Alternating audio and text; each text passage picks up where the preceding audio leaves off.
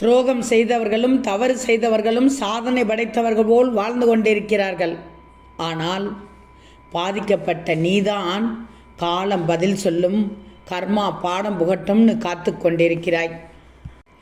எதிரிகள் எதிரில்தான் இருப்பார்கள். நீ எச்சரிக்கையாக இருக்கலாம், ஆனால் துரோகிகள் உன் பக்கத்திலேயே இருப்பார்கள். கவனமுடன் இருக்க வேண்டும். நீ எச்சரிக்கையாக இருக்கணும். நல்லவர் என்பது நீ வைக்கப்பட்ட பெயரோ உனக்கு அளித்த பட்டமோ இல்லை. அது உன் செயல்களினால் கிடைக்கும் அங்கீகாரம், உனக்கு கிடைத்த அங்கீகாரம், உனக்கு கிடைத்திருக்கும் அங்கீகாரம். வசதியை பார்த்து பழகும் சில உறவுகள், பதவியை பணத்தை பார்த்து பழகும் சில உறவுகள், ஆனால் கஷ்டம் என்று வந்தால் மற்றவர்கள் எவ்வாறு பழகுகிறார்கள் என்பது உனக்கு புரிஞ்சிடும்.